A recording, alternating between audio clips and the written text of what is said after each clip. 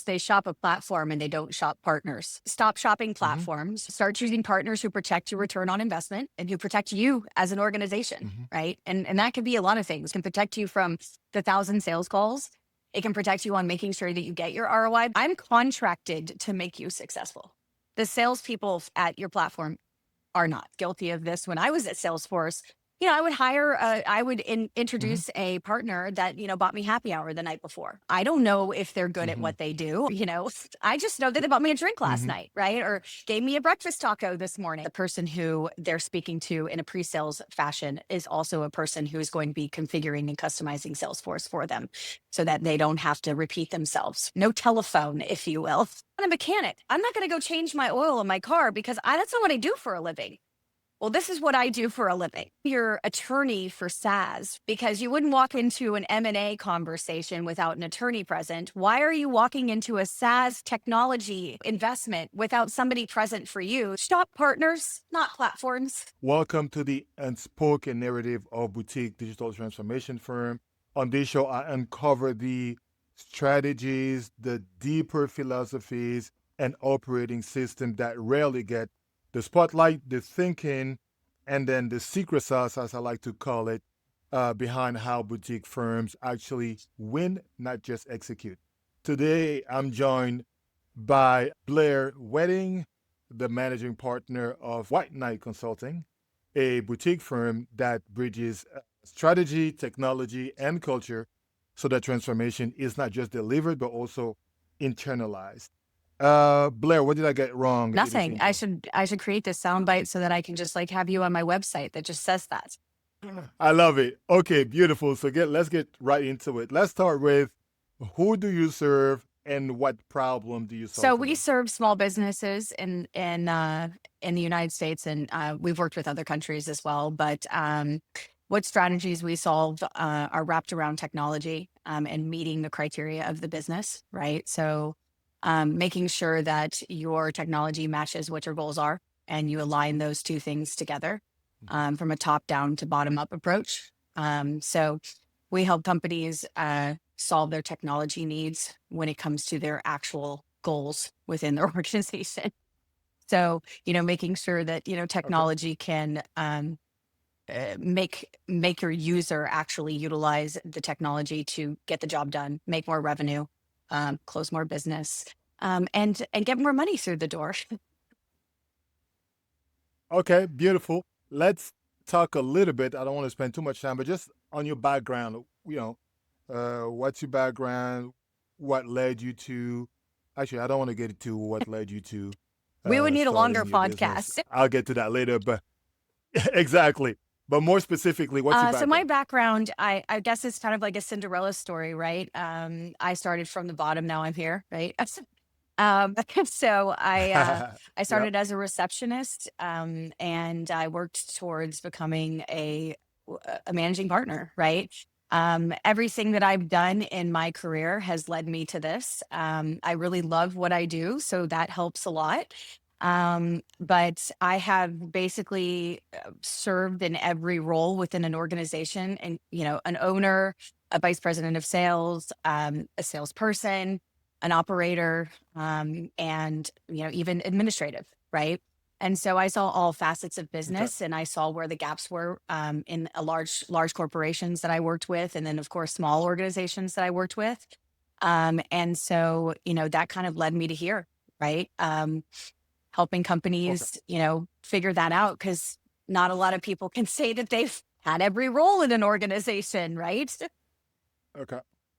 And give me an order of magnitude of the White Knight Consulting, whatever you're comfortable sharing, right? I'm not asking how much profit you make and all that stuff, but it could be employees, it could be your business, whatever you're comfortable sharing, just for us to get a sense for Well, an order of magnitude. so over the past 5 years, actually, it's going to be six in April of 26. We have served probably over about 200 clients. Um, Currently, we're serving about, let's call it 35, just to be, like we have some customers who come in and out, who use us when they need us kind of situation. Sure, So sure. I wouldn't really necessarily call that a full on customer. But uh, we have a unique position in this particular role where even if I don't sign a contract with a client, I'm still serving them in some way, shape, or form because I'm one of those people who gets on the phone and be like, you could do this, and you could do this, and you could do this. Right. So even if they're not a quote unquote client, I have served a lot of other clients as well throughout my tenure in this Hmm. business. But obviously, each individual resource and each individual person within our organization has at least 5 years of experience with Salesforce. But I would call it their second career, right? A lot of them have had the Okay. opportunity of running companies on their own. We actually have a vice principal, an old vice principal who moved out of the education system and came into Salesforce. We have a chef, believe it or not. Okay. And then we Yeah. have a lot of Beautiful. military resources as well. So, they've kind of served in all different facets of their lives. And so, it is something that's kind of intricate and different about the way that we do business versus others. Yeah. Okay.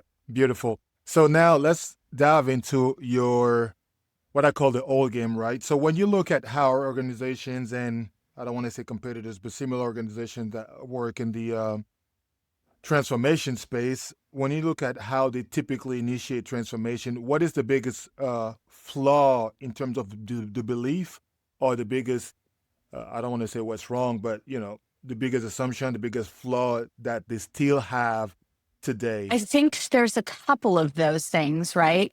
So because I have a unique opportunity to have been a Salesforce salesperson, right? I was an account executive at Salesforce. I Yep. worked with a lot of different partners there because I was in the mid-market space. So that's companies anywhere between 1,000 employees to 10,000 employees, right? And so you can imagine the magnitude of those projects. They can sometimes be huge, right? And one thing that I noticed as I was going through that process is a partner would come and sit in the room with me and like provide absolutely no benefit whatsoever. They would just sit there. And I'd be like, hey, do you have anything to say about the Yep. customization of Salesforce? Maybe, maybe.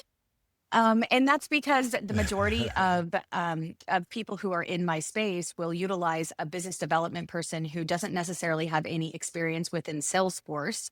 And so, when they get to the point of doing a scope review, all those conversations between pre-sales, between the time that they actually get somebody on the phone who's technical enough to have a conversation, a lot has been lost in translation.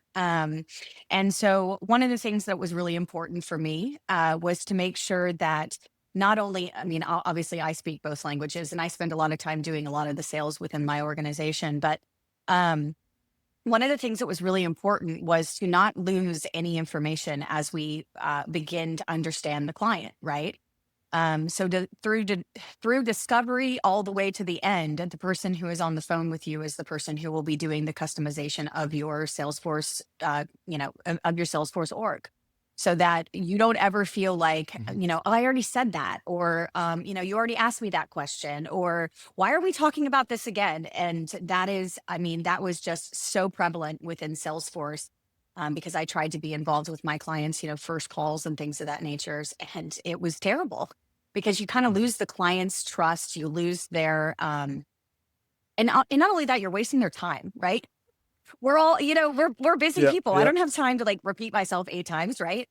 And so that was one of the things that was really a huge gap for me. So I fixed that within my organization to ensure the fact that the person who they're speaking to in a pre-sales fashion is also a person who is going to be configuring and customizing Salesforce for them so that they don't have to repeat themselves, right? No telephone, if you will.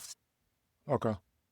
Yes. Yeah. Now I get it. But I wanted to specifically focus on if you look at the marketplace, if you look at the your space, I wanted to focus on what do you see in terms of belief, not your belief, but that the others have. Either it could be maybe the decision makers, whoever your prospects are, or it could be the competitors in the space.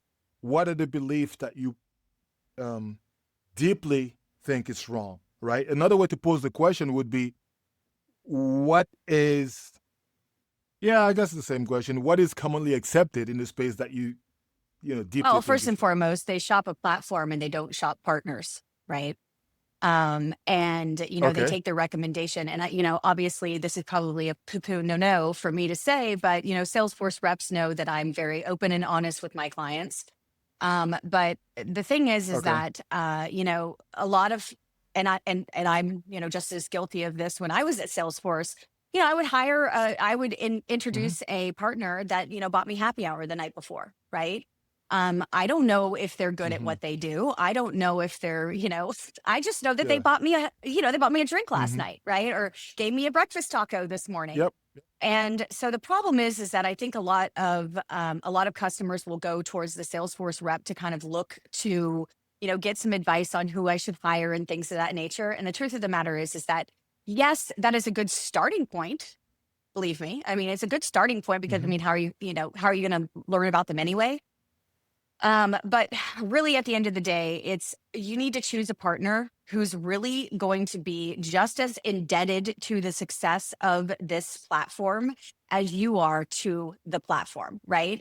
And so you just so instead of going and shopping for what platform should we use, what should we do, go and look for somebody who's really a part of your business, right? Who understands business language, who understands, these are the goals that we're trying to meet. This is the return on investment that we're looking to make with Salesforce, right? Or whatever, right? Whatever product you want to use. And go and look for a partner who really has that like passion about your business like you do, right? If you're a small business, every dollar Okay. counts. Why would you spend $100,000 on a Hmm. partner who forgets to change a word after 3 times you said it, right? So I think that's the biggest gap of So our business just in general. let's double click on that though. Why do you think? Because I believe that if I not I, but if someone runs a company, it could be their company, they could be looking after transformation. Why that they want the best for the company, first of all.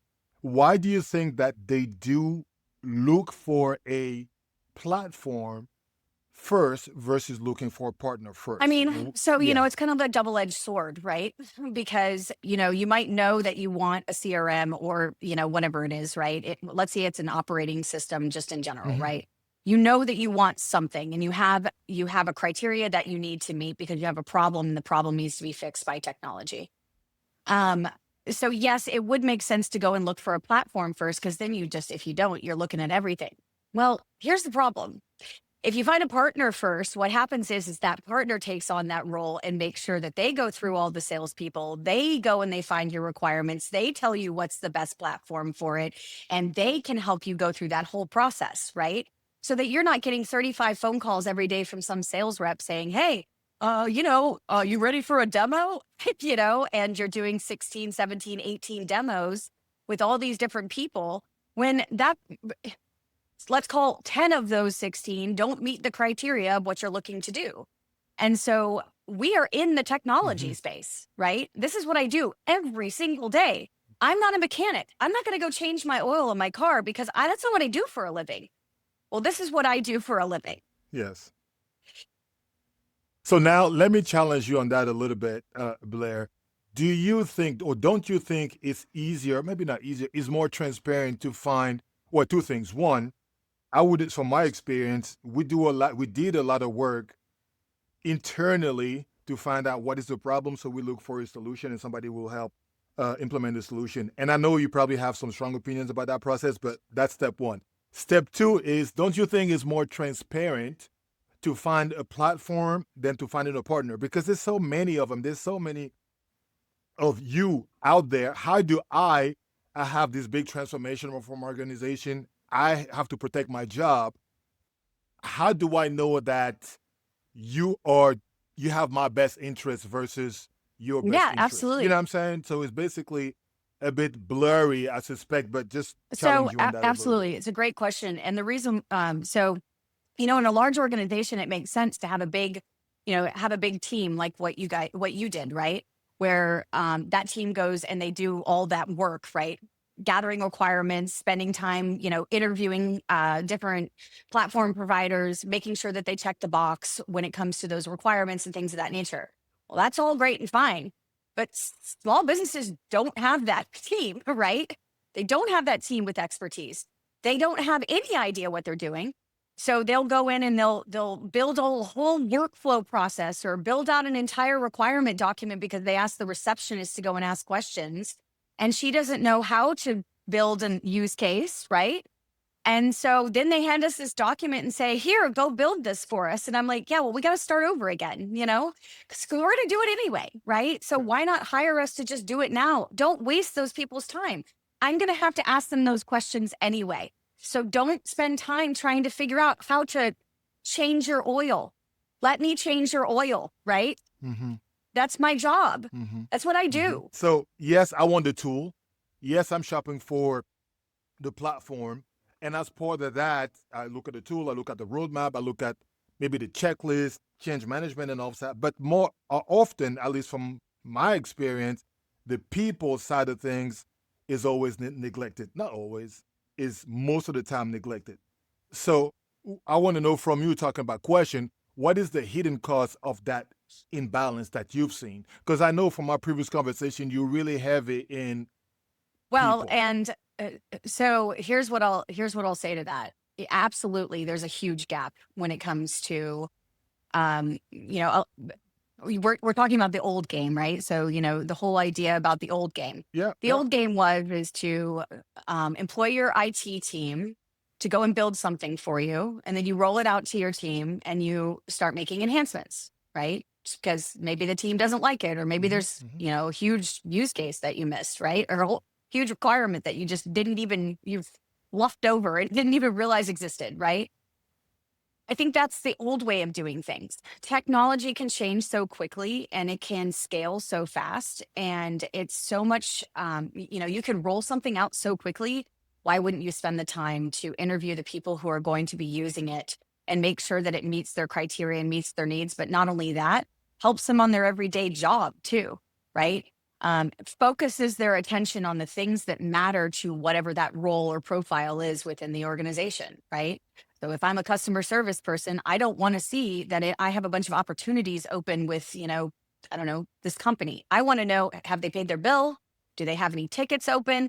The user experience can be changed and modified so quickly that why wouldn't you go through and interview each individual department that's going to interact with data to ensure the fact that when you do roll out that tool, you get incredible adoption. But not only that, people are excited to get into the system every day because they're like, wow, this really helps me do my job. Or wow, this is really beneficial to me because, I was doing, let's call 3, 4, 5 hours of admin work every single day. And now I'm doing, 30 minutes, right? What a difference the day makes. And it's just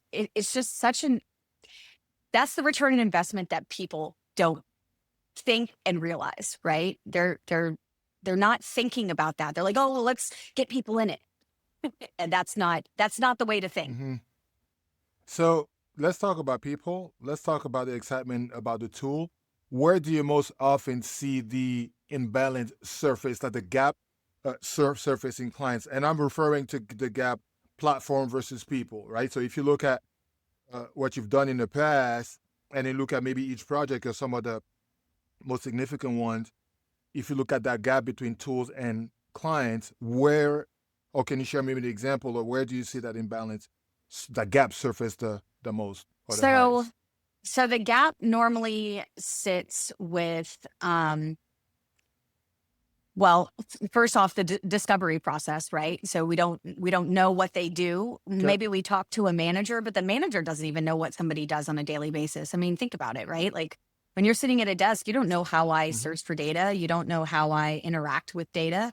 You know that you have a process that you're expecting me to do, but you don't know what I do on a daily basis, right? So there's that gap, right? Mm-hmm. The second gap would be the fact that the goals, again, we're going to go back to the goals don't align to the technology. I'm expecting somebody to make a KPI, but I haven't created an environment for them to even try, right? So, I always ask my clients, what is the equation for success, right? And most of them can't answer that question. Okay. So, I say the gap is a little bit people and a little bit platform, right? So platform has to do with the configuration. but people really have to figure out what those Mhm. KPIs and what those goals are so that that platform and that, that platform and their behavior matches so that they can actually do Okay. what they're supposed to be doing. And, again, there's a lot of gaps, right? but, Yeah. Yeah. but No, that's, that's good. that's That's the good. highest level. If you want, yeah. So if you wanted to name what we've been calling the old game in one sentence, the transformation story that uh, I guess leaders still tell themselves, just to to put it in a sound bite thing. Would you be able to think about a one sentence that summarizes the old game that you've seen out there? So, so I guess I could say a couple of things, right? Stop shopping Mm-hmm. platforms, right?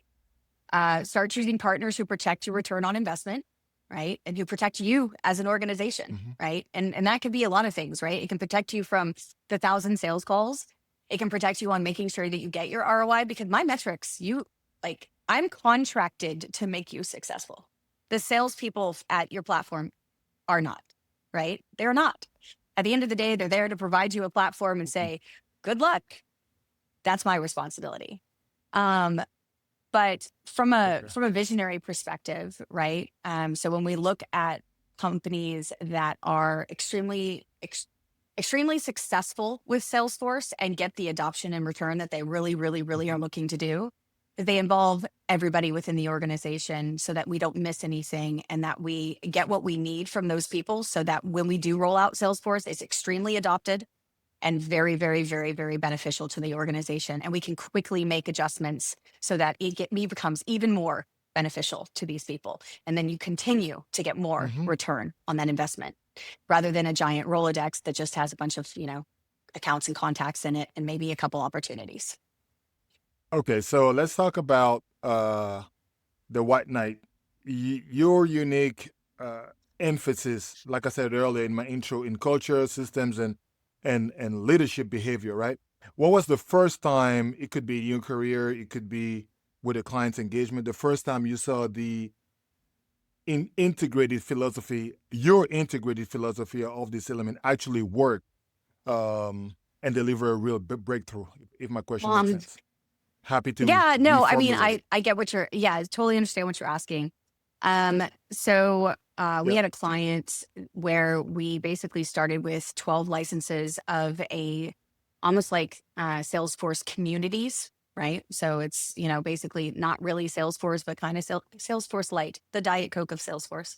And we brought them from 12 licenses to all the way end to end Salesforce, right? So every human Okay. being in their organization, from product management to finance to operations to customer service to the warehouse, was all Salesforce.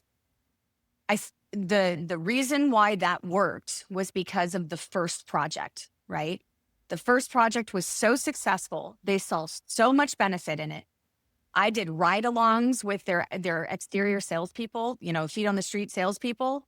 I really took the time to understand what the salesperson on the road was trying to accomplish, and really took the time to understand their business in the way that I was building a configuration within Salesforce, right?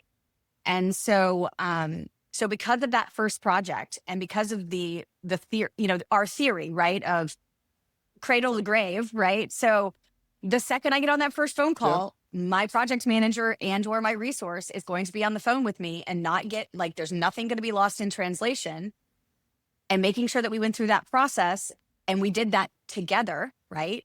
So that when the customer was ready to go, we were almost halfway there, right? Because we had already done all the discovery. We had built everything, we had already kind of like in our heads figured out how we were going to configure it. So by the time they actually signed the contract, we were able to get it faster to them because we didn't have to go back and go, okay, time to go through discovery and time to, interview your entire team again. We had already done that. It was already done. So we were able to get that done quickly, effectively, efficiently. And that's what led us to the next project, which led us to the next project, which led us to the next project. And that's why that was So that was their success, the customer's success. yes, yes. So would you say then if I got you right, that your attention of details, you being ready to roll from day one with your PM, I mean, with your team and all that around you from day one, that was the differentiator versus any potential, that is your differentiator versus any other uh Yeah. competitors of yours in Because the marketplace? traditionally what happens is that, Okay. the pre-sales engagement is anywhere between, let's call it 3 and 5, it sometimes can be 3 months, right? And so you go through this whole Okay. process for 3 months, you talk to all these different people. Everything is always, like you're going through, you're doing all this discovery, you're talking to each other, your scope review, making sure that, this SOW is correct. And then you start the project and you start over. And when I say you start over, I mean you Mm. start over like that 3 month period that you just went through, you do that again. So the cost of that Mm-hmm. time is you're paying for the platform the day you sign the contract. So for 3 months, that sits on the shelf with you just paying for Salesforce, right? Or paying for whatever platform you decide to go with. And that could be your ERP, that could be anything, right? And so the key to this is to, again, we're going to go back to shop your partner, not your platform, right? Because the idea behind this is you wouldn't have to do that extra 3 months, right? And when that product comes into play, now it's time to configure, not time to discover, right? You already have a requirements list. You already Okay. have all of those things. And now your cost of business is actually, obviously Salesforce is not cheap. Any other platform is not cheap, Mm-hmm. right? And now you just and that depends on what you're doing inside the platform too. So the more you do inside of Salesforce, the more configuration that needs to be done, which means the longer you have to wait to realize your ROI. And so the quicker you can get to that point is better for you from a financial perspective. So what I'm hearing, Blair, is that you're changing from vendor doing just the implementation to sort of an architect of alignment, right? Aligning the entire client's team, like you mentioned, top to bottom and all this good stuff. But in my world, what I've seen is there's sometimes, unless you're a big boy like the big four, like Accenture, IBM, or those guys, there's sometimes resistance, right? And my question is, what internal, it could be internal within your organization, by the way, or clients' pushback did you face, right? How did you navigate it? And don't tell me that, oh, No, they loved it from day one and they I opened the wouldn't door lie and to you. everything. Okay. There you go. So I'd love to hear what kind of resistance you've gotten and how you navigated it. Because that's really, like I said, I'm not, that's really the one of the biggest problem that I see with boutique firms where they're usually bullied by the clients. Hey, you're a vendor, don't ask me question. I ask you to do this, this, and that. But it sounds to me that, at least in a couple of examples that you laid out, that you're able to change from vendor to agent of architect or of alignment.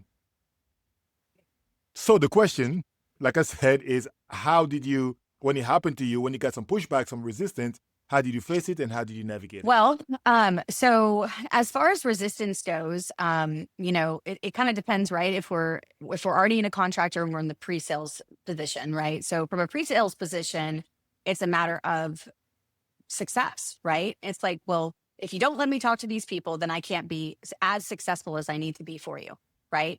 And you're going to only get 50% of the work because you're only giving me 50% of your people, right? So if Mhm. I don't know how you operate, I don't know. So yes, I've talked to your marketing team. Yes, I've talked to your sales team. I understand how they do their business, but what happens when it flows downward, right?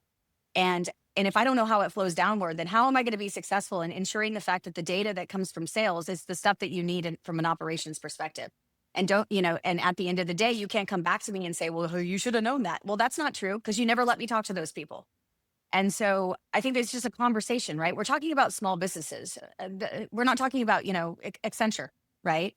My responsibility to the Yeah. organization is to ensure success, right? And so even if I'm like, everybody can give me 30 minutes, right? Like in an organization, in departments, Mhm. do it at 4 o'clock in the afternoon on a Friday or, 8 a.m. on a Monday, whatever, I need their time in order for me to be successful. And so what I try to do is try to have that conversation and talk about that success, right? But just recently we had a client who really pushed back. I mean, really pushed back.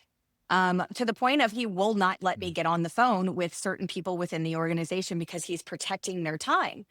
And I had to bow out and just say, then you're probably not the right customer for us. Because at the end of the day, if that's happening in pre-sales, that's going to be happening all throughout the project, which makes me not successful. And I'm not just going to take people's money, right? I'm not going to just go in there and configure and configure and configure until the customer tells me that I'm a piece of crap and gives me a 1-star review on the app exchange, right? My responsibility to Yeah, yeah. not only me and my customers, but my responsibility to my resources is to give them the opportunity to learn and be a dedicated partner to our customers.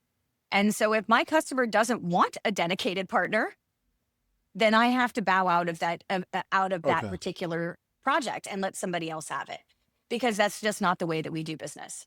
And so I think there's 2 parts to your question. The first part is, we look for specific types of clients, right? I'm looking for a client that is ready to be motivated to change, to innovate, to utilize the technology to its potential, right? And then the other part of that is to ensure the fact that my resources as well are also making sure that the customer recognizes the most return on investment for that platform.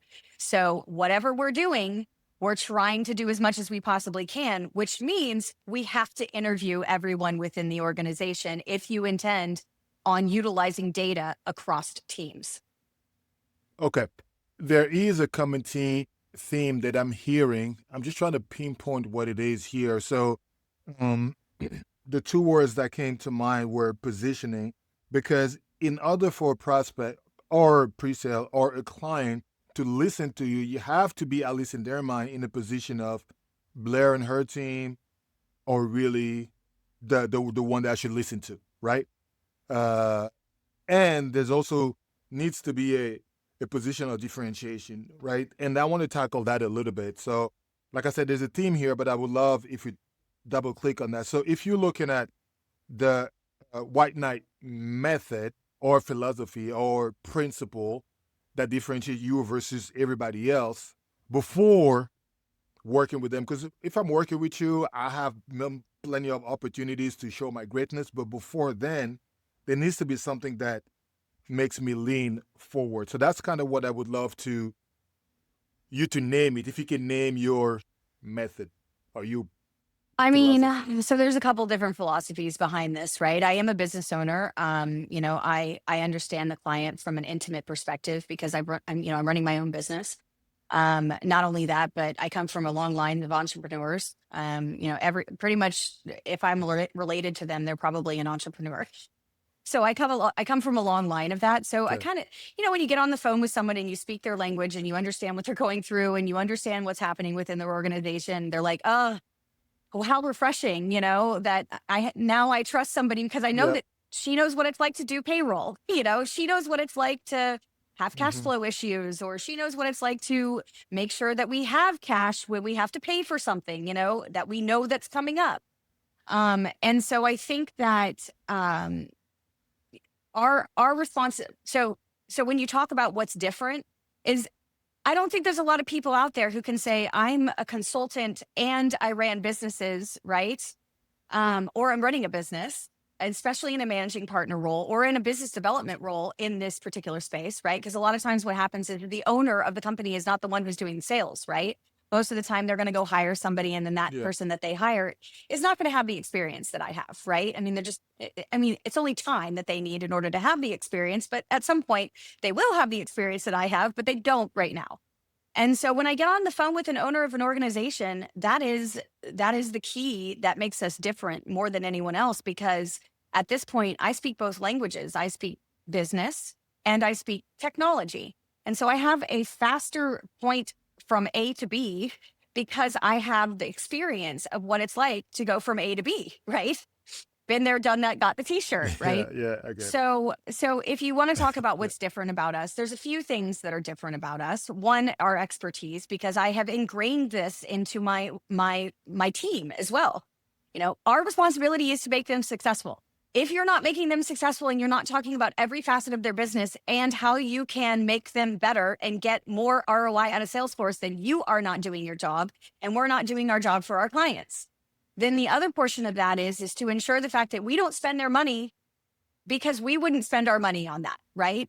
And so I think so we talk about the Mhm. differences between us and a lot of the organizations out there is that, I just recently, like literally within like the past week, I was able to go into one of our prospective clients org. And one of the things that I noticed is that the customization was unbelievable. Okay. So much so that they could never buy any other product from Salesforce because all they had was custom objects within their org. So that means even the account, which by the way is the most standardist of the standardist objects of Salesforce, right, was customized. So that means that the partner went into their org and they customized every single thing so that they could be basically spider web themselves into that org and make it where they had to use them forever and ever and ever. And my recommendation to the client, get rid of this org and start a new one because this thing is just absolutely trash. And you will never be able to buy CPQ. You will never be able to buy Data Cloud, Revenue Cloud, Commerce Cloud, any of these clouds, because every single thing within your organization is customized. And they didn't use Salesforce at all. All they did was just use the platform. And that is a disservice to Okay. the client because now $100,000 of work has to be done when they've already spent $100,000. And that's why shop your partner, not the platform. I love it. So you got into the organization, you saw that everything was chaotic, a bunch of custom, I mean, not bunch, everything was all custom left and right. Now, how do you, I still want to get through to that, Blair. How do you convince me? I've been running my organization for so long. I heavily rely on these custom objects and this customization I did for me because I think I'm unique. How do you convince me to scrap that and start from scratch? And how do you manage a transformation that not just at a technical level, that's always the easiest part, but the human levels? I'm not asking, So, sorry, I'll let you so answer. I mean, I think that's an easy conversation, right? Because majority of the time when they come to me, they're already in a place where they have a challenge, right? They're already in a place where they're like, I don't really like the way this is working. It's not really working for us. It's not really working for the way that we do our business. It was built, a couple of years ago, and we, since then have changed, or maybe we built a brand new product, or maybe we have, gone a different direction with what we're doing. So they're already in that space, right? So we're already in a Okay. conversation of change anyway, right? But I think the thing is, it's two steps before that, right? It's having those conversations, making sure that they understand that I understand what they're talking about, right? And build their trust, but also ensuring the fact that they understand that, like, I understand that this sucks, right? This is really bad, Okay. Um, Yeah. but it is a matter of running side by side, right? So do not disrupt their day to day, right? So whatever they're doing right now inside of all these custom objects, that's great. And that's why we have sandboxes, right? And so mitigate risk, mitigate chaos, make sure that the team that's utilizing the system right now stays and comfortable in their own little space, but ensuring the fact that as we build something else or as we configure a new space for them, that they're involved in those conversations so that when it does turn over to the new system, they are happy to use it because they were the ones who helped build it. Right. So they're excited about that because it's basically their little creation that came to life because they're the ones who are using all the custom objects that are not working for their business and that are not helping them do their jobs on a daily basis. So I think that there is there is so much sales that goes into projects just as much as there's sales that goes into sales, right? My responsibility is to Yeah. ensure that everybody is happy. My responsibility is to ensure the fact that we measure our success and that the customer is happy with their application, but also more importantly, that I'm starting to see those measurements and those adoption items go up, right? So when we run a report within Salesforce that makes sure that everybody's using it and how long how often are they logging in and how many records are they logging on a daily basis.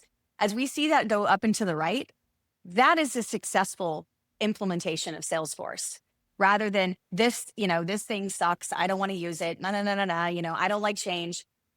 those are the types of people that you need to be in, that need to be involved in those configurations so that they're excited and motivated to use the product so that you can recognize a return on investment. I love what I'm hearing. There is something that is difficult to explain, but I was trying to find a way. Where was I going with this? Okay, so there's something that I have experienced, which is that in the beginning of an engagement with a client, pre-sale, there's a little bit of friction, there's a little bit of guards, there's a little bit of, we don't see eye to eye. As the project gets delivered, as they see the benefit of it, there are new solutions that emerge, or new vision or opportunities, not just for you as a business partner, but also as for them. The the analogy or the image that I want to use is you basically start, you see a tunnel, you see the light at the end of the tunnel, but until you are in the tunnel and then you come out, then you see Right. everything is bright, everything is beautiful. Then my question to you is, have you experienced that? And because your approach is unique, what are the opportunities, what are the possibilities that your methodology, your approach, your philosophy has has enabled for the client, as far as, you didn't know this was possible. Now it is possible, and we could do this. It No, was a I bit long, understand. but let me know if my Absolutely. I question makes understand sense. what you're trying to. I'm not a journalist. I don't do this for a living, so I'm trying to learn and You're doing a articulate great as we job. I'm go. actually very, I like the conversation. It's very, easy, right? And I don't feel scripted, right? Thank you. Um, so, so, Beautiful. um, so I think what you're asking is that, when during pre-sales, you're absolutely correct, right? They don't know what they don't know, right? And I think Mhm. that's probably the most frustrating thing for a consultant, right? Is like, you know, just trust me. Like go through I've been doing this for 10 years. I know right, everything just about this. trust Just me. trust me. It's like, Yes, that's the tough well, part. that's not, I mean, Yes. however, that'd be great, right? But also at the same point, it's like, it's not Yeah. feasible, right? Um, so Yep. I think the interesting part about it is, as somebody who's been in this business for a long period of time, right? So I've been in this business for 20 years. And again, I've I've been on every role, right? And so I've experienced Yep. a bunch of different ways that Salesforce can be successful. And so when I say I have stories, I mean I have stories of like over like 200,000 different ways you can do things within Salesforce, right? And I'm not Chat GPT, which by the way, that doesn't work. So just an FYI to those of you Yeah. out there who are using Chat Yep. GPT to do, coding or, trying to do a configuration within Salesforce, it doesn't work. So what I'll say to that is, it is paramount within the first 2 or 3 calls to build trust with stories, right? Where I am taking them through a journey of what it could look like to have a euphoric state within Salesforce. My responsibility is to create that story, but create a story that makes sense for them, right? I'm not going to be talking about, like a story about a client that is, I don't know, an automotive client that, and I'm talking to, a clothing designer, right? Two very different things. Yeah. However, there could be facets of their business that are exactly the same, right? So although that automotive company has inventory no different than the clothing line as well, right? And so building that story and showing them that Salesforce can do the things that they want it to do, and building out these beautiful, again, I'm going to use the word euphorias, right? Of what would it be like if the user could do X? How much time would that take away from their day to do things that were beneficial to the organization so that they could make more phone calls or research something that's more beneficial for their time? And obviously everything is about revenue, right? Everything is about getting more people through the door to sign more contracts, to invoice more people, and then build from there, right? build a strategy that might be another product or another offering or another another upsell, cross sell, things of that nature, right? Our responsibility to our clients is to keep them and to get more, right? And so now I've lost my train of thought. But anyway, so the idea here is to ensure the fact that the users are happy, the owners are happy, everybody's happy, right? And building that story in the beginning of that engagement can build so much trust and so much love right then and there. And then as we go through the process of scoping and then starting the project, you are absolutely 1000% correct.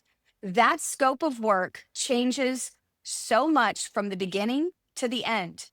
And it's almost a process of, again, we're going to go back to this, trust the process, right?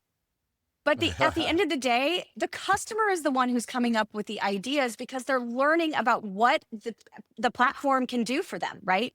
So it's, whoa, if it can do that, can it do this? And can it do this? And can it do that? It can do this. And that right there is that's like music to my ears, right? Because now I have educated my client about what the possibilities of euphoric state is.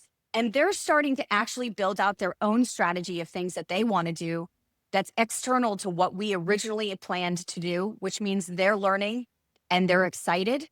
And that is so great because you know what that means?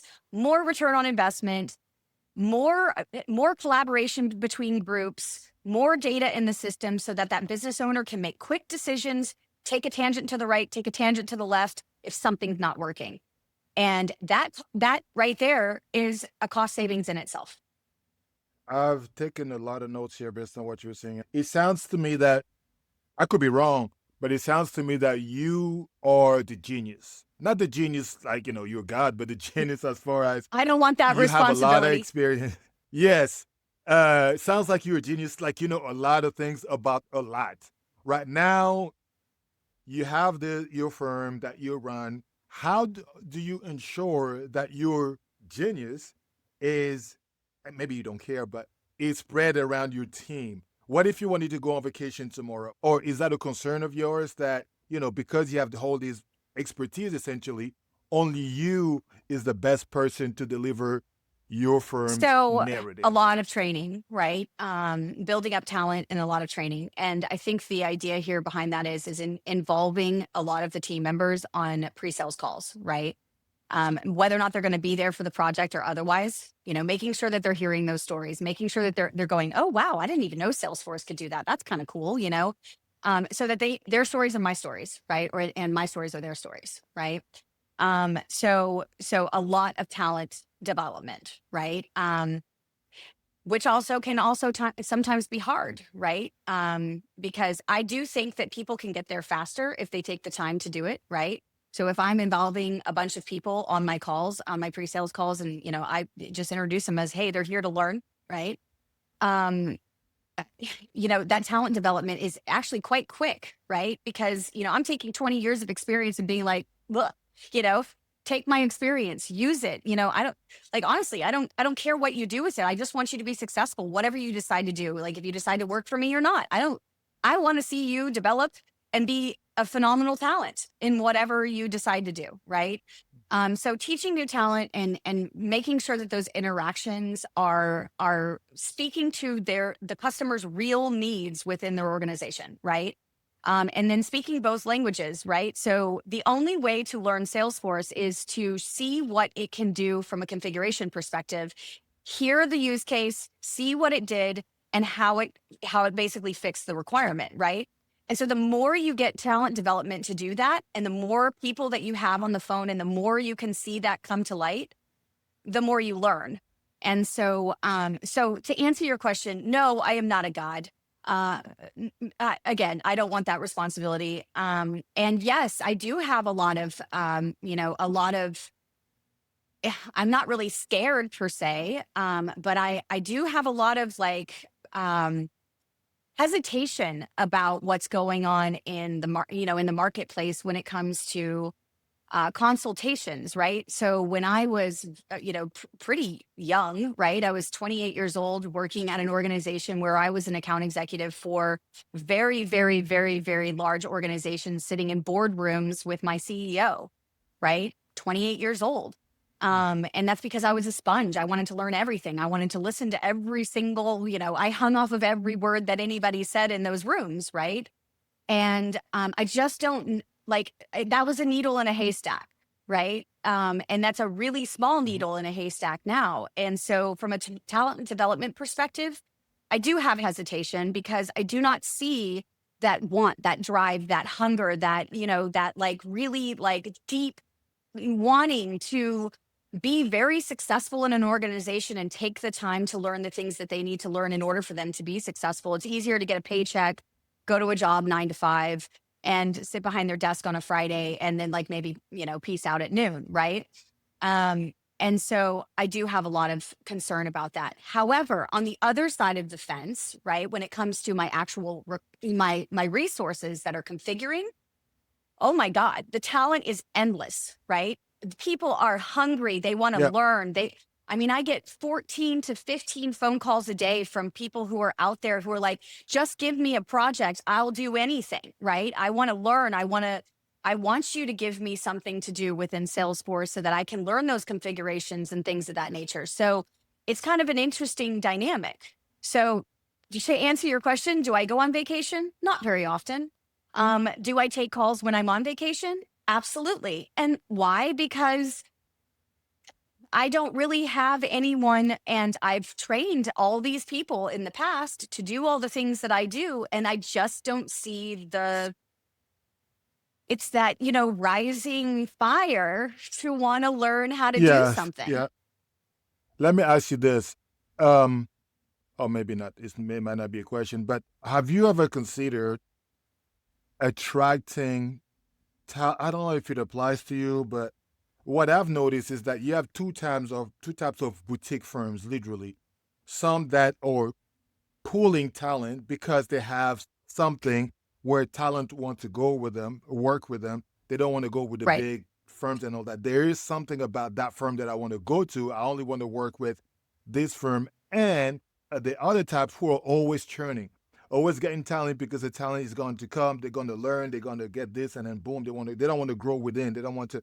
So I just love to get your thoughts around these two approaches, and how do you what is your take, or how do you I'm going to assume that you want the one pulling talent, but why do you think a talent should come, run after you, knock at your door every single day to be like, hey, I don't want to work with the big boys. I really want to work with not white consulting, white Well, knight consulting. two things here, so in my opinion, you will never make money by working for someone else. I'm sorry. You know this, I know this, right? Like you'll never make money. You'll never make let's, you'll never make the kind of jet money that you want to make if you work for someone else, right? So from a corporation perspective, they'll cap your Yep. commission, they'll cap your pay, they'll demote you after, when you're 42 years old, and you're not valuable to them anymore, right? And so the idea is when you work with a small organization, you are so intimate with the people who are successful, right? Because again, I run my own company, right? So the whole idea behind that is that I have what we call personal wealth because of that, right? And I realized that very quickly as I worked for corporations, that I'm looking at guys who have been in this corporation for 10 years. And I'm like, I don't, that's not, uh, I want to, I want to do something way bigger than that. Right. And Yep. I don't want to give you 10 years of my life and then, drive around in a hoopty. Right. And then, Yeah. close the biggest deal of all the century. And then you cap my freaking commission where I, close a $500 million Yeah. deal and you give me $500,000 and like, good job. It's like, how Yeah. much money did you just make on that deal? And I totally Yeah. got, you know, not, not good. Right. Yeah. So I think that there is a common misconception between graduates, people coming out of college. So let's call that new talent, right? I think there's a common misconception that you are going to be so successful at some big corporation and da da da da da, and like, oh, you're going to rise to the top and become a manager and do all this stuff, and like there's this trajectory, right? And I know it because I was at Salesforce, because I watched it with my own eyes, right? And here I am as a entrepreneur's daughter, right? Double time entrepreneur's daughter, my mother and my father, right? And so I'm thinking, yeah, no, there's no personal wealth in that. I don't want to be a manager. So let me streamline or clarify my question. It was not entrepreneur versus corporate. It was more so you have to. Let's call it a new talent, right? I have two Right. opportunities, right? Both of them are boutique firms owned by entrepreneurs. Why would I want to go with um, White Knight Consulting versus ABC Consulting, right? What is there to attract me? Both of the founders and the owners and the CEO, whatever, they're both wealthy. They both have 25 whatever years of experience. Why should I go with this versus White Knight Consulting versus the other Well, I consulting? mean, That's my in question. my Because experience, when it comes to, looking for jobs and things of that nature, I mean, it depends on who you want to work for, right? Do you want to work for me, or do you want to work for the other person that has 25 years experience, right? Again, I think that's a matter of personality, right? So, I'm not going to give you a soundbite of saying like, oh, well, the reason why you should come work at White Knight Consulting is because of these reasons, right?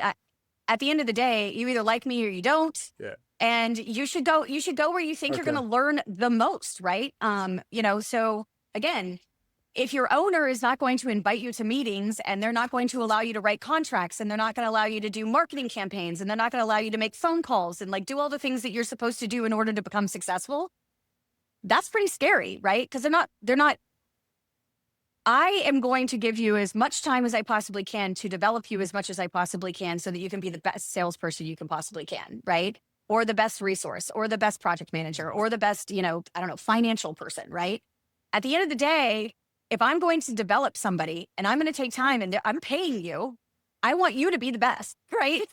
That's Otherwise I'm wasting my money. Mhm. And not to mention, if I can do it, then why am I paying you to do it, right? So the idea is that I want to make sure that that person is extremely successful in their position. And if they decide in the middle of that position, let's say for instance, I hire somebody as, I don't know, like as a resource to configure Salesforce as an administrator, right? And they go right in the middle of it and they go, I really like the discovery process, and I really like the pre-sales process, and I want to start doing sales. All right, let's change it around, because every single piece of the information that they have and all the knowledge that they have just makes them even more successful in another role, because they understand the first part or the second part or the third part, right?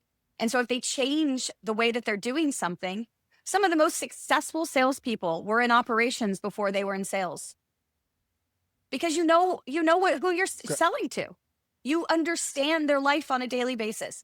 So for your soundbite, again, I would say it's a personal preference, but try to figure out what they're giving to you as much as you're giving to them.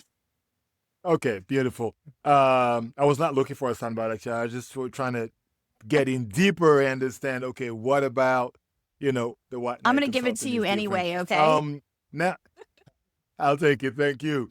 As we're about to wrap up, there's two things that I want to touch on. One, if you had a magic wand and then you were to say you had the ability, the power to choose a category that you own. Like, okay, when it comes to this, I'm the only company in the world or firm in the world or in your region, whatever you want to do it, that you should work with.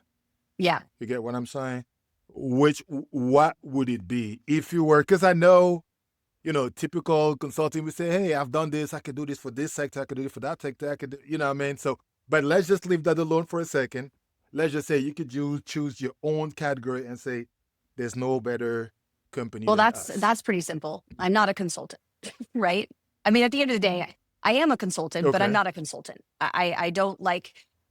There's sure. such a negative connotation on that. right? I know it's in the name of my business, right? But at the end of the day, there's such a negative connotation to, oh, you're a consultant, So I just, Yeah, thank you for the so, compliment. Thank you. so, so the idea is just like, okay, I'm not a consultant, but Yeah, I am a sure, sure. partner, Yeah, right? I got And I think the reason why Salesforce decided to use the word partner instead of, consultant or whatever the situation is because the truth of the matter is that we truly are a partner, right? So the way I consulting is a partner. I would not say that the majority of the partners that are out there are truly partners, right? They're um, they're looking for hours and time and seeing how many, how much they can bill hours and time. So that's just not the way that we do business, right? And so you. Hmm. if you can talk about like what is the, like well, who's the perfect client for us, or um you know why us versus somebody else, right? I would say that th- again, we're a partner versus a consultant, right? Although I am consulting you on how to do technology and run technology and configure technology within your business and all of that, there is a very, very intricate knowledge around process and your workforce and the way that your workforce is going to interact with data and interact with a configuration within a platform. So it's literally process improvement first, platform second, right? And so the best clients that we have are the ones who are very focused on matching those two things together. And if you're not, you're probably not our client. And that's okay. There are plenty of other partners out there in the workplace, or in this industry, right?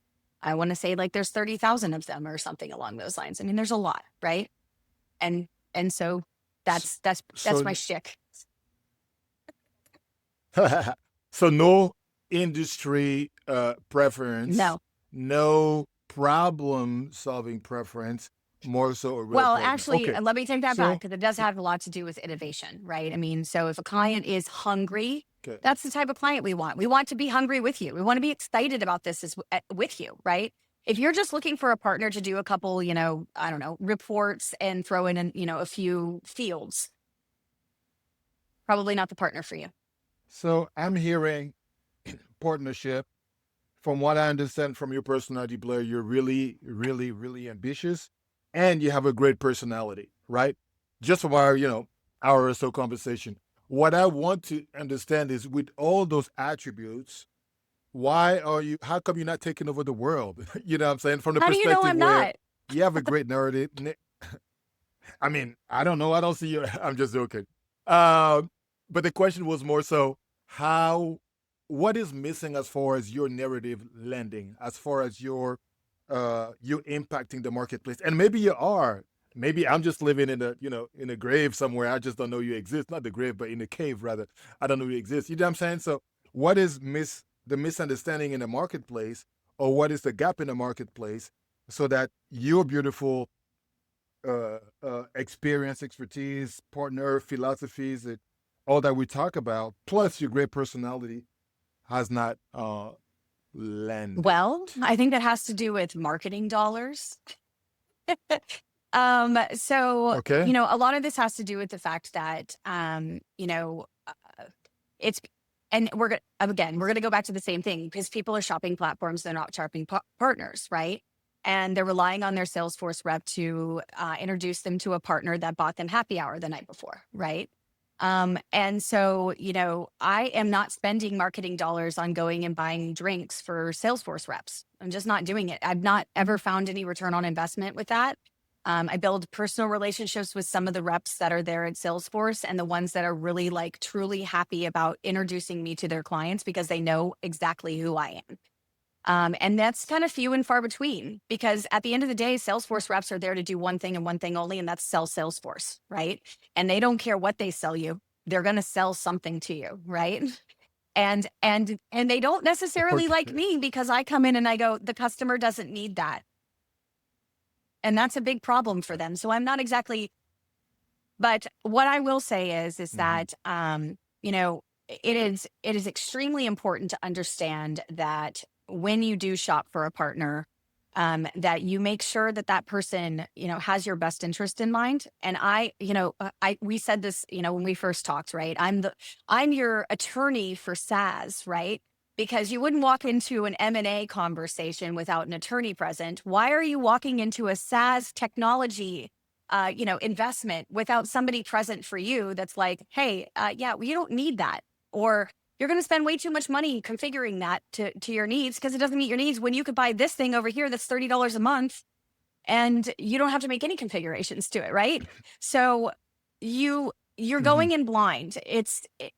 You're not a technologist. Don't try to go again. You're not a mechanic. Don't change your like. I'm not going to go change my oil, right? The expectation is don't do things alone. Why are you doing it alone? When you can have a great team behind you that works for you, that pushes through all of the noise and all the mess and all the craziness in order to get you to the best possible platform that works for your business, not businesses that are in your business, right? Because if you buy something that's like your business, you're just as good as the guy next to you, right? So if I'm buying, if you buy an Okay. industry specific application, you're only as good as the guy who's using it just as well as you are, right? And so shop partners, not platforms. Okay, I got I it. don't think you Beautiful. do. This is pretty much it. No, I definitely get it. The one thing that I wanted to get out of you that I still not get, but I will try again now. If you look at your portfolio, right? A lot of Salesforce implementation and other platform implementation, but that's not your focus. Your focus is the partnership. Has there been a common thread around the problem you solve specifically or the industry you solve it in? I'll give you an example for me. I used to say, okay, I'm agnostic, but really I'm agnostic to the industry, but I'm really specific to digital transformation and product specifically. Right. So if you were to come to me, I think you touched on that a little bit. If you were to come to me and you say, hey, I my company is in the, I don't know, the steels industry, for example. I've never done steels industry, but because I have digital transformation across multiple industries, you have the opportunity to have somebody who's done all these implementations and all this transformation across processes, people, and all that good stuff at your disposal, right? So instead of hiring those people, you have this person. So what I was trying to get to with it, Blair, is you cannot be, I mean, you probably know this, but you cannot be everything to everybody. And I was trying to get a sense for, okay, you mentioned innovation, you mentioned partnership. Is there something else that would be talking about marketing, right? You get $100,000 a month for marketing today. How would you, what segment would you, or what problem, or how would you allocate it to make sure that it doesn't go all over the place? That, hey, this is what I'm Well, gonna so focus on. recently what we've been focusing on is working towards specialty contractors and, so in that space, right? So HVAC, HVAC maintenance companies, electrician companies, people who have feet on the street, but that AI can't really touch, right? So organizations that AI is never going to, I mean, Mm. I'm, don't get me wrong. I understand that at some point a robot might be able to turn a wrench, but we were very far from that. Okay. So at the end of the day, I think that to answer your question, we've been focusing a lot on those types of clients, right? Because those are actually the most under. They're not, the technology that's wrapped around their industry is so dinosaur, right? You have I'm not going to name names, but there's a lot of applications out there that are really industry specific to them, but they're not actually making them better organizations, and they do not understand the grave amount of business that they can have if they were to put technology in their business. So to answer your question from an industry specific perspective, specialty contractors like roofers and electricians and HVAC and I don't know, sheet rockers and painters and things of that nature, right? Because at the end of the day, there is so much business out there and so underserved from a technology perspective. And there are so many ways that they could be so much more successful And it would be a place kind of like a Salesforce to go and work for, because if you know your job's safe for the next 20 years, that's huge, right? Mm-hmm. Whereas Salesforce just laid off Mm-hmm. 5,000 people because of AI. Can't lay off an electrician. Okay, and just quickly, I feel like I talk to you for hours, but I have to be respectful of your Sorry. time, and we have to go. But I just wanted to know, what have you? Because I don't know that space a lot, to be honest with you. What is the what is there? Let's leave technology alone or out there for a second. But what is the typical problems that they have that work? Because they're always going to have a job, maybe competition and all that stuff. But hey, what typical problems have you seen that they have where you see that, hey, this is an opportunity for me to build a partnership with these guys to help them win, whatever winning means to them? Whiteboard on the wall with $100 million worth of revenue. Maid comes in the afternoon, wipes it all down. Data gone. I've seen it not once, not twice, but 3 times, right? And so when I say completely, like, people, they don't want to do business with these contractors, right? They don't want the business because there's not, it's not like a club scenario, right? Where everybody can be a part of the club, right? Not everybody can be part of the club. And so if you're talking about what's like specifically wrong, so let's say the biggest challenge that I see for that particular industry, biggest challenge I see is that you do not use data to help you, right? Like, bidding a project costs lots of money and lots of time and lots of people, right? And so if you are bidding a job that costs you $200,000 and you don't get the job, now you've just wasted a bunch of people's time and money, right? You've wasted your own money. And on a margin that's this big in this industry, that's a lot of time, right? That's a lot well, not only that, there's a lot of money, right? And so the fact that these specific organizations are not using technology to reduce that time, just truly trying to figure out whether or not we are a good fit for whoever or whatever, right? And building marketing proposals and things of that nature, just reducing a little bit of that time actually increases their margin by so much when you have only a 3%, 4%, 5% margin. That's huge, right? I mean, just a little bit of time. Even if I get 1% back, it's worth it, right?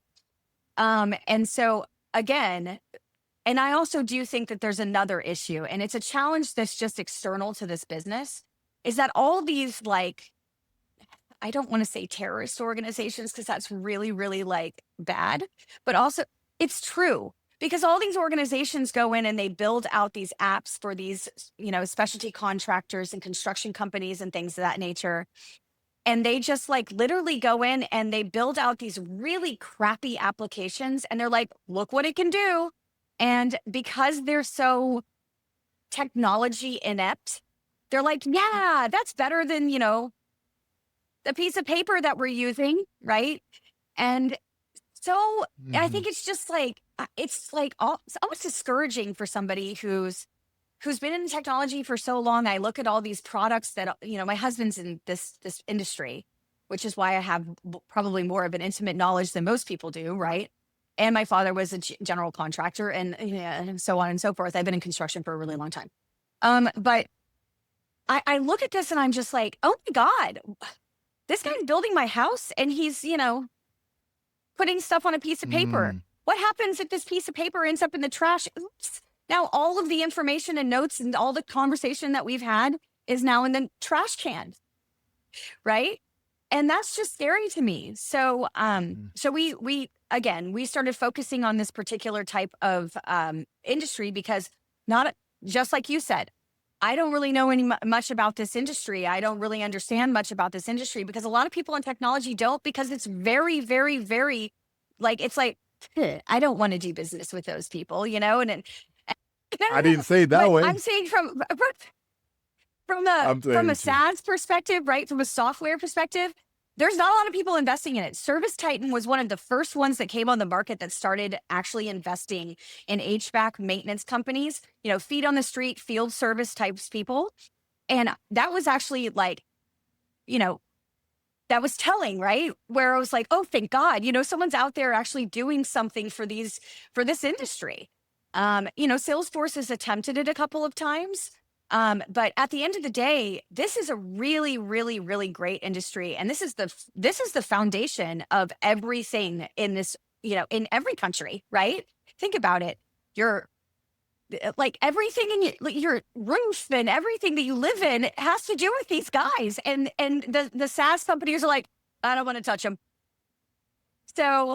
So we'd like to be, Okay. we do like to focus on those industries because I do believe that a lot of people don't have an intimate understanding of that industry. And so there's not a lot of partners out there who do have that knowledge that I do and that my team does. Okay. So, but it would not be building a SaaS. It will just, doing Correct. transformation for them and help them be more Yeah. efficient, all that good stuff. Okay. They're no Got it. different than any other organization, Cool. right? It's people, time, things, it's all Yes. the same. Yes. Okay. Well, thank you very much, Blair, for your time. I appreciate it. This was an amazing conversation. Um, anything you wanted to, well, I need your information for the people who are looking for true partners, not just platforms, but any other closing words as well as your Yeah, contact details. absolutely. So, you can go on our website at www.thewkconsulting.com, obviously. You can read about some of our customer stories as well, but, and even if you just want to have a quick conversation about something, right? And let's say you are shopping a platform right now, and you're, going through, I don't know, 5 to 7 demos for the next 2 weeks. Let us take on that responsibility for you. Or, you have a Salesforce environment that you've had for 3 years and it needs help. It's not as expensive as you think it's going to be to fix what needs to be done to make you successful, right? So don't get discouraged. Um, and then of course, uh, again, let's talk about our host as well.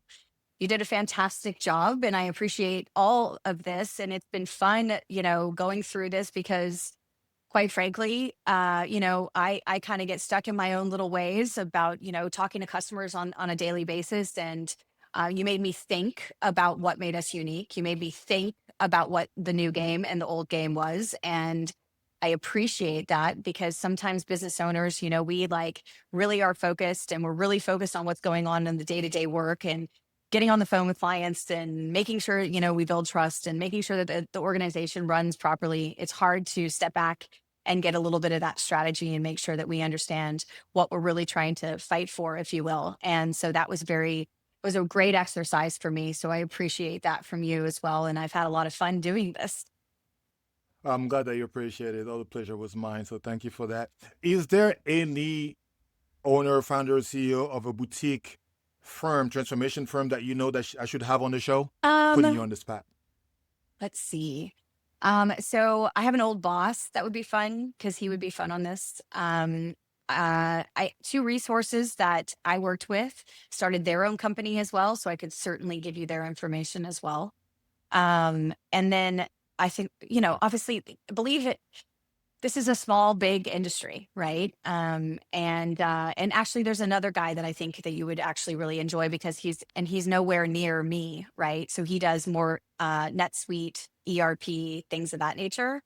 And he is brilliant and a good partner to us too. So anytime that we have NetSuite, we invite him into the project as well. So I think he'd be a great person for you to interview as well.